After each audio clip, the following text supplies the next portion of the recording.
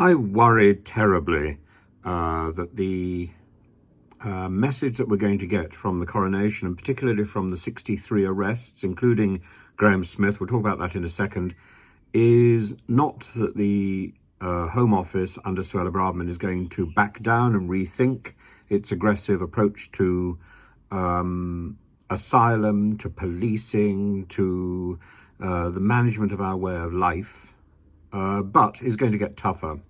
And it's only a few days now before the Democracy Matters, the Conservatives, the Conservative Democratic Organisation is going to meet, God knows where. I've heard Bournemouth, Brighton, Birmingham, somewhere beginning with B probably.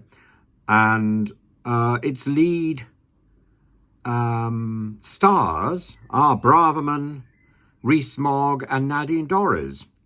Rees-Mogg and Nadine Dorries, well, they've already decided that they have no parliamentary career left, so they're going to become a vocal minority, ramping up support for Suella Braverman's aggression, and they're doing so from outside Parliament.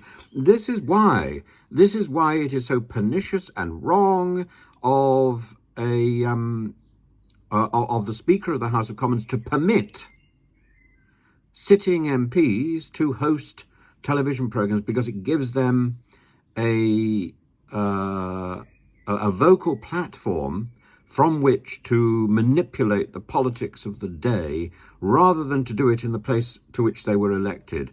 It's I think simply wrong. As for Graham Smith, he's now done a few interviews in which he's explained that the nature of the organisation, the Republic organisation, to protest against the coronation, how they had megaphones, they were taken from them, how they had a sound system taken from them, how they had planned to have various groups along the parade route. I don't know whether they still did something. There was a protest in Trafalgar Square, I saw that, but it was muted. Why? Because its leaders were taken away, they were arrested, on the grounds, apparently now, that the police, having searched their van, decided they had equipment that would allow them to lock on to sites, to lock on to horses or something. I have no idea what they're proposing to lock on to disrupt in a big way.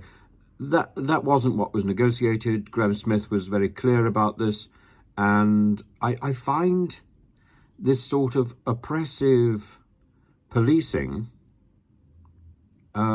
deeply disturbing. Wasn't Tom Cruise involved in a film where there were people lying in a pond predicting what crimes were going to be committed, and then people were arrested before they committed the crimes?